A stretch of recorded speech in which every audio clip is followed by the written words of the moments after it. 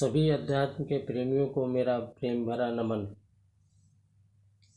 माला से जाप के विषय में कुछ नियम, साधारण नियम पालन करने चाहिए, जिसके विषय में मैं कुछ छोटी जानकारी आपको देना चाहूँगा। ईश्वर की कृपा अर्थात ब्रह्मांडीय सात्विक ऊर्जा को प्राप्त करने में माला का विशिष्ट स्थान माना जाता रहा है। शास्त्रों के अनुसार जप 3 प्रकार का होता है। उपांशु जाप, जिसमें जीभ और होंठ हिलते हैं और ध्वनि साधक के कानों तक ही सीमित रहती है। वाचक जाप वह कहलाता है जिसका स्पष्ट उच्चारण साधक अपने मुंह से करता है। तीसरा मानस जाप में मंत्र का चिंतन करते हुए मन से ही मंत्र की बार बार आवृत्ति करते रहते हैं।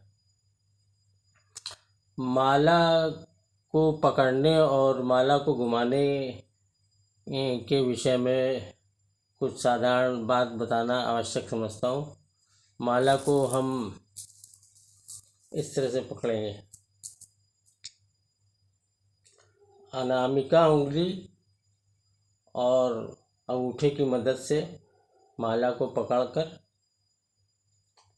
और मध्यमा उंगली जो शनि की उंगली कहलाती है, अर्थात ध्यान से जिसका संबंध होता है,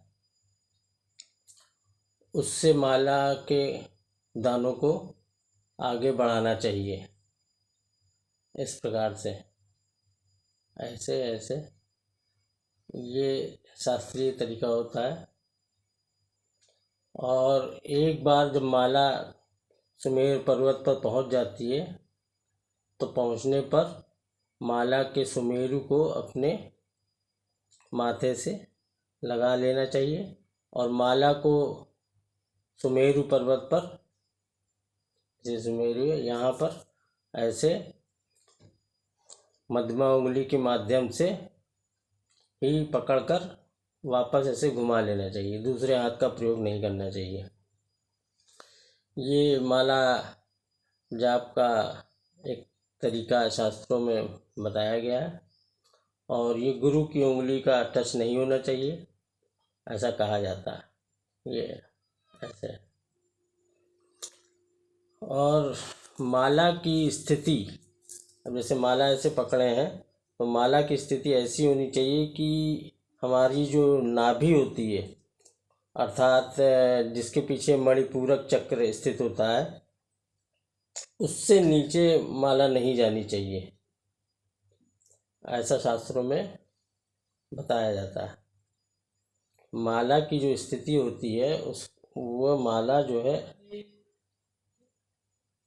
नाभि चक्र अर्थात मणिपूरक चक्र, नाभि स्थान पर ही मणिपूरक चक्र होता है उसके पीछे, तो उससे नीचे नहीं जानी चाहिए।